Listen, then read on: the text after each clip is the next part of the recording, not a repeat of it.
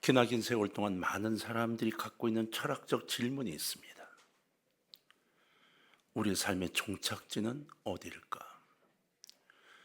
죽음 이후에 세상이 있다면 그 세상은 어디이고 누가 어떻게 가게 되는 걸까? 그곳에 가게 되는 사람들은 그럼 이 땅에서 어떻게 살아야 그곳을 갈 수 있을까? 이건 오랜 세월 동안 많은 사람들이 이 답을 찾기 위해 철학적 고뇌와 종교적인 고난을 일부러 당하기도 했습니다. 종교적 고난 속의 답을 찾으려 했던 사람들은 온몸을 피로 물들이면서 고통을 받으며 이 해결책을 찾으려고 애쓰기도 했죠. 왜 그랬을까요? 왜 그렇게 긴 세월, 수천 년 동안 이 문제에 매달려 있을까요? 죽음 이후에 천국이 정말 존재한다면 우리가 살아가고 있는 이 땅의 삶들, 바로 이 삶이 결국은 내세에 들어가기 위한 준비 과정에 불과하다는 것이 되기 때문입니다. 내가 사는 과정이 천국을 갈 수 있느냐, 가지 못하느냐가 된다는 이것 때문이에요. 이것은 굉장히 무서운 이야기입니다.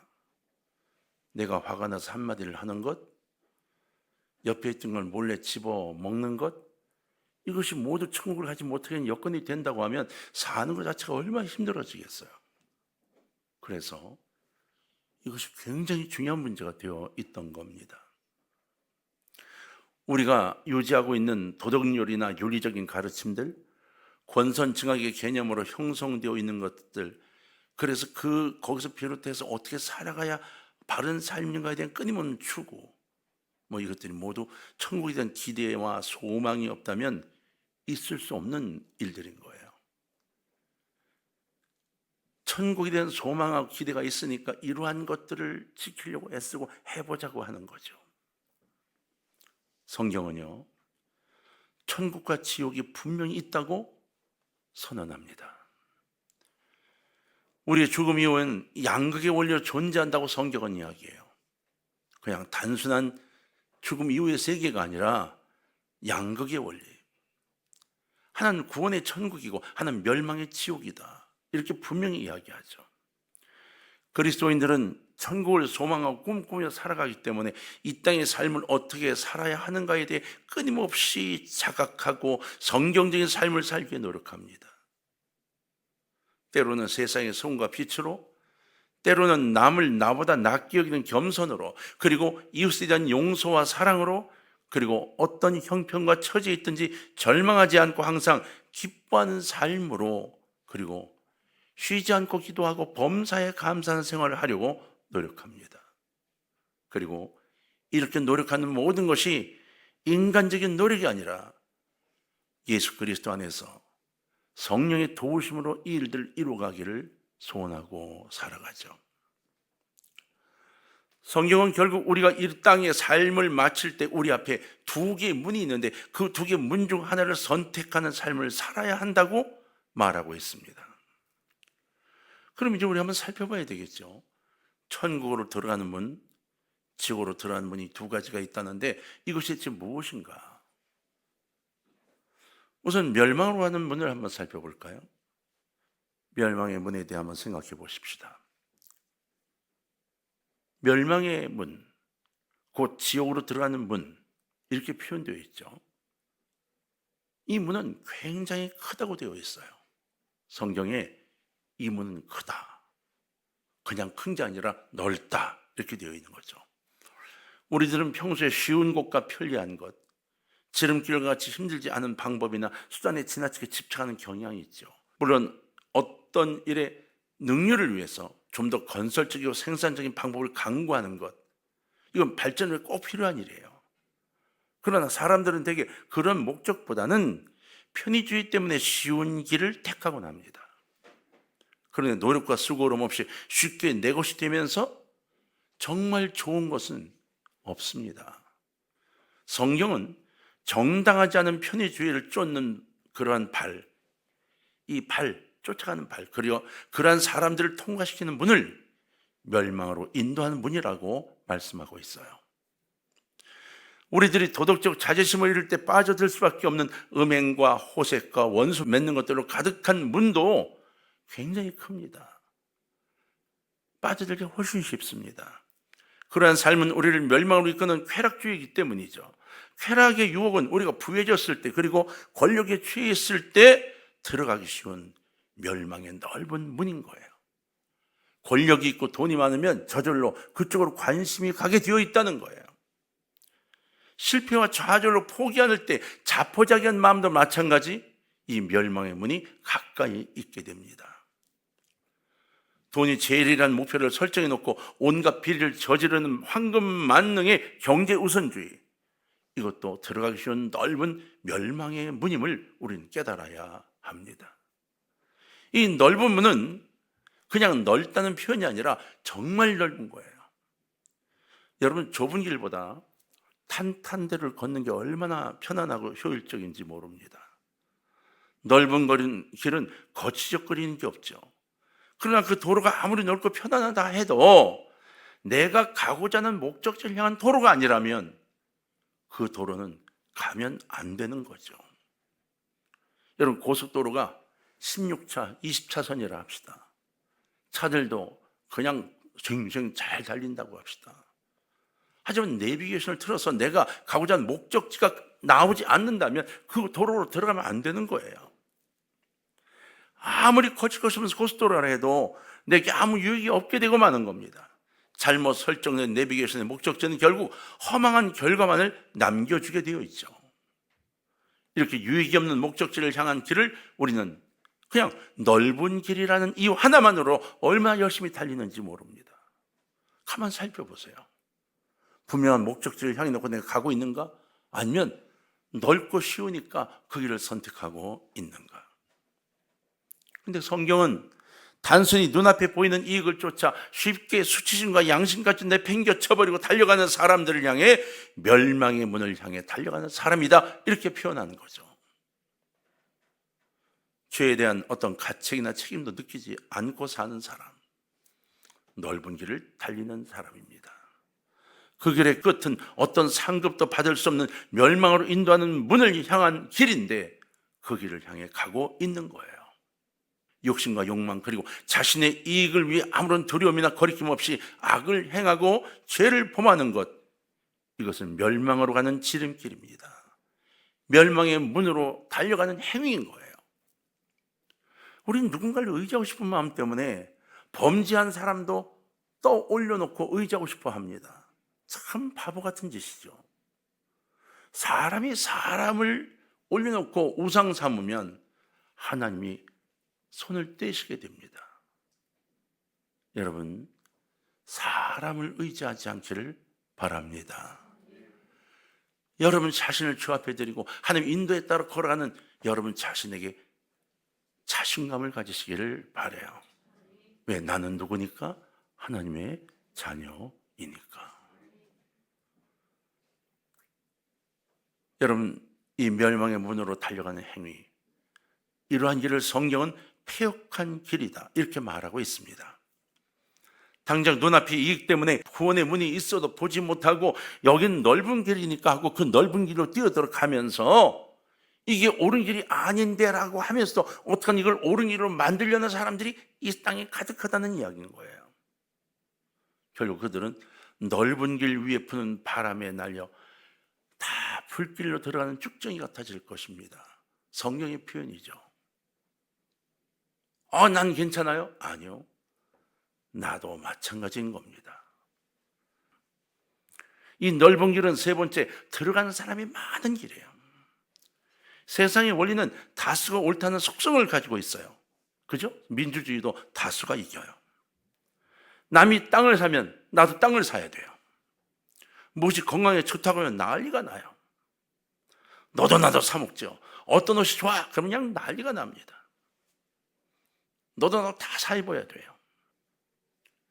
다수에 휩쓸리는 것, 모두가 그렇게 하기 때문에 좋을 것이라는 그릇된 가치관, 여기서 생겨나는 거죠. 여기는 정당한 방법이나 수단이나 존재하지 않습니다. 옳고 그름의 판단도 해도 되는 일인지 아닌지를 생각할 이성도 없습니다. 그냥 유행이란 군중심리만 있는 거예요. 성경은 바로 이와 같이 우리 삶의 현장에서 무수히 일어나고 있는 그릇된 군중심리를 경계하고 있습니다. 먹고 마시자. 그리고 취하자. 이게 우리가 할 수 있는 일이야. 이게 사람들이 갖고 있는 마음이라고 성경은 말해요. 여러분 이사야서 22장 13절로 14절 보면 이렇게 되어 있습니다. 너희가 기뻐하며 즐거워하여 소를 죽이고 양을 잡아 고기를 먹고 포도주를 마시면서 내일 죽으리니 먹고 마시자 하는도다. 만군의 여호와께서 친히 내 귀에 들려 이르시되 진실로 이 죄악은 너희가 죽기까지 용서하지 못하리라 하셨느니라. 주 만군의 여호와의 말씀이니라. 지금 상황은 어려운데 정말 매달려 기도하고 회개하고 돌아서야 할 텐데 먹고 마시고 죽자고 난리가 난 겁니다. 여러분 우리는 알고 있죠. 바벨론의 마지막 벨사살 왕은 전투에 패배하면서까지 마지막 객기를 부렸죠. 1000명이 넘는 사람을 불러 모아 매일 술로 밤을 내세웠습니다. 그러다 결국은 그 어느 하루의 밤에 페르시아에게 점령당하고 망하고 말죠. 이것이 인간들이 갖고 있는 잘못된 방향성이라는 겁니다. 악을 행하는 무리는 멸망의 문으로 들어가 영벌에 처하게 되기 때문에 주님이 절대로 이렇게 하지 말라고 우리에게 부탁하고 있는 거예요. 실제로 참되고 진실된 진리란 언제나 외롭게 도전받기 마련입니다. 그 길은 따르는 자가 적어서 한적합니다.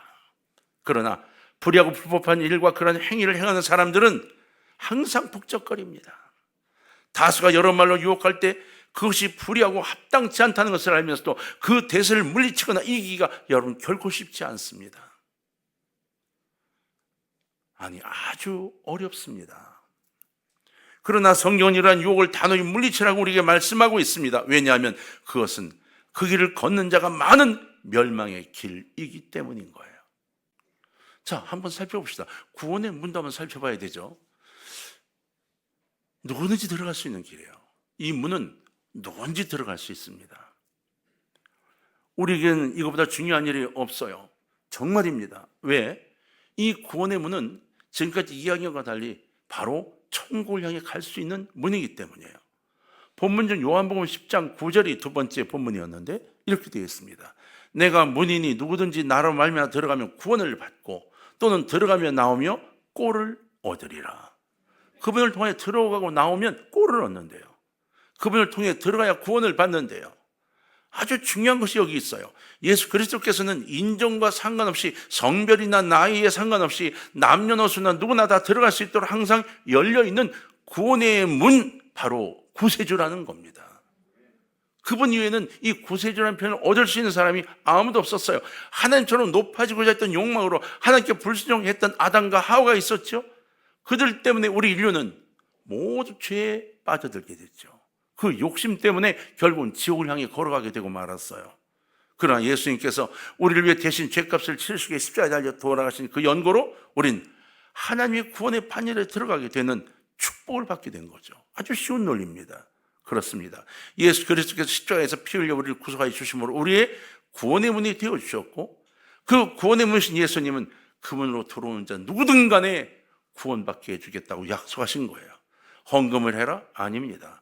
얼굴이 좀 더 이쁘게 수술해라? 아닙니다. 살 빼? 아무 상관없습니다. 그냥 주 앞으로 나와 주님 제가 죄인입니다를 고백하기만 하면 된다고 말씀하신 거예요. 교회는 돈이 있어서 다니는 데가 아닙니다. 교회는 몸매가 좋아서 다니는 데가 아니에요. 교회는 학력이 좋아서 다니는 데가 아닙니다. 교회는 나 스스로가 주 앞에 무릎을 꿇기 위해 나와 다니는 곳입니다. 예수님은 당시에 비난받는 직업이었던 세리에게도 찾아가셨죠. 크고 작은 죄를 보며 실정법에 따라 죄인으로 분류되는 사람에게도, 가난하고 불쌍하고 병들어 있는 사람에게도 친구로 다가가셨어요. 그리고 친구로 다가오면 그들을 품어주셨습니다. 사도 베드로는 예수님께서 부활 승천하신 후에 예루살렘의 모든 사람을 향해 이렇게 외쳤죠. 사도행전 2장 21절입니다. 누구든지 주의 이름을 부르는 자는 구원을 받으리라. 누구든지. 헬라 상관없어. 로마 너희가 우리를 침공하느라고 적이 됐다고 상관없어. 주의 이름을 부르면 돼. 아무 문제가 없어. 주님 이름을 부르고 돌아서기만 하면 돼 라는 거죠. 실제로 예수님께서는 부모에게 불효했던 자들이나 간음의 현장에서 붙잡혀온 자들, 강도나 절도로 서민을 괴롭혔던 사람들까지 들어올 수 있도록 문을 활짝 열어주셨습니다.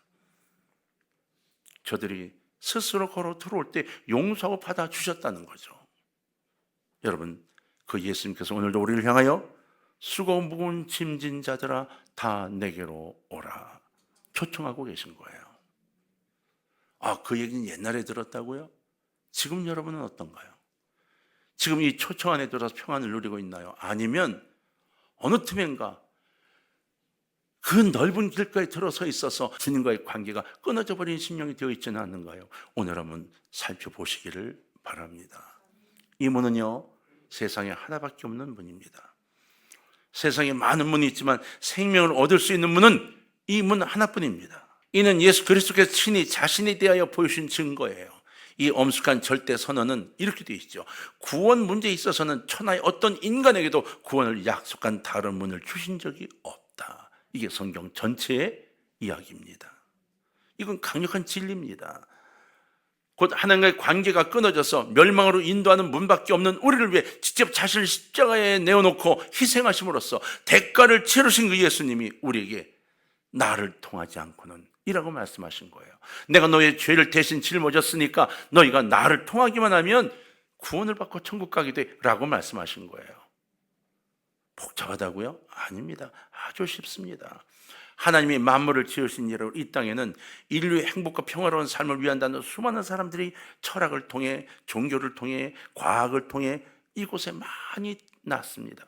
어떤 사람은 과학으로, 어떤 사람은 도덕으로, 어떤 사람은 뭐로 아니요. 성공한 적이 없습니다. 도덕의 틀을 세고 윤리의 대강을 마련하기도 하고 때로는 교훈으로 때로는 교육으로 사상과 신념을 주입시키고 삶의 지표를 삼도록 그렇게 애써왔어요. 그런데 기나긴 시대를 지나고 보니까 도움은 됐을지언정 해결책을 받지 못한 겁니다. 여러분, 주님 안에 여러분을 내려놓으시기를 주의 이름으로 부탁합니다. 여러분, 이 문은요 풍성한 문이에요. 드나들며 꼴을 얻는 문. 자, 요한복음 10장 10절을 한번 다 같이 읽겠습니다. 도둑이 오는 것은 시작. 도둑이 오는 것은 도둑질하고 죽이고 멸망시키려는 것뿐이요 내가 온 것은 양으로 생명을 얻게 하고 더 풍성히 얻게 하려는 것이라. 아멘. 이게 주님의 약속이에요. 내가 온 것은 너희가 풍성히 얻게 하려는 것이야. 우리가 그 문으로 들어가기만 하면 구원을 얻을 뿐만 아니라 구원을 얻은 우리의 믿음이 무럭무럭 자라나도록 영적인 꼴을 날마다 풍성히 먹을 수 있도록 해 주신다는 거예요. 생명은요 자라는 것이에요. 그죠? 생명은 자라는 거예요. 긍정적인 소망을 이루며 변화시키는 힘으로 새로운 결과를 끊임없이 창출해내는 거예요. 이게 생명력이에요. 이 모든 생명의 모습을 유지하고 보존하며 계승하는 힘, 이 힘의 원천이 바로 예수 그리스도라고 성경은 말하고 있는 겁니다. 우리는 예수 그리스도로부터만 힘의 원천의 영향을 공급받아야 합니다. 요한복음 6장 23절입니다. 예수께서 이르시되 나는 생명의 떡이니 내게 오는 자는 결코 줄이지 아니할 터요 나를 믿는 자는 영원히 목마르지 아니하리라. 그분은 누군가의 이익을 위해 우리에게 가르치신 적이 없습니다. 품으라고, 안으라고, 나누라고, 그를 위해 너를 희생하라고 가르치셨죠. 전쟁터에서 그 폭탄이 수만 발이 쏟아지는 그 전쟁터에서 전쟁을 고요하게 했던 역사의 기록들이 남아있죠. 바로 찬송이었습니다. 예수 그리스도의 탄생이었습니다. 이 땅의 역사는 인간의 힘으로 절대로 평화를 얻지 못합니다. 예수 그리스도 그분에게 생명의 떡을 나누며 또 베풀 때 기적의 역사가 일어나는 거죠. 예수 그리스도께서는 오늘도 우리에게 안식과 복음과 평안의 문, 곧 영생의 문, 구원의 이른 문으로 어서 이리 들어오라고 요청하여 팔을 벌리고 계십니다. 사랑하는 성도 여러분, 생명을 얻기 위한 문은 언제나 고통을 동반하는 길입니다. 그 길은 좁고 선택하는 자도 적어요. 그리고 내 희생을 필요로 합니다. 그럼에도 불구하고 그 길은 바로 예수 그리스도에서 가신 길이며 예수 그리스도 그분이십니다. 그러므로 그 길을 가는 자에게는 영생 곧 천국이 보장되어 있고, 또한 이 세상에서의 삶에도 풍성한 꼴을 얻는 복된 길을 얻게 되어져 있습니다. 이제 여러분이 결정하셔야 될 때가 된 거예요. 정말 쉽고 넓은 길이어서 구미를 당기게 하지만 지옥을 향해 가는 멸망으로 인도하는 문, 그 길로 갈 것인가? 아니면 좁고 어려워 보여서 적은 사람만이 가고 있는 그 길, 뜨문뜨문 들어가는 그 길, 구원으로 인도하는 그 문, 바로 이 문으로 들어가기를 결정할 것인가? 이 두 가지 문 중에 어느 문을 선택하실지는 여러분 결정에 달려 있습니다. 저는 동강의 성도들이 좁고 힘들어 보여도 끝까지 구원으로, 승리로 인도하는 이 문을 향해 걸어가시길 주의 이름으로 부탁을 해요. 주님 오시는 날 함께 나가 만나고 박수치며 찬양하는 날이 우리 있기를 주의 이름으로 부탁합니다. 자, 옆에 분을 좀 봅시다. 옆에 분에게 이렇게 말합시다. 승리하는 삶을 사세요. 누군가에게 도움이 되는 삶을 삽시다. 바로 이것이 예수님이 원하는 삶이세요. 천국이 여러분 것이 되고 도울 수 있는 여유와 풍성함이 있는 여러분 되길 주의 이름으로 축원합니다.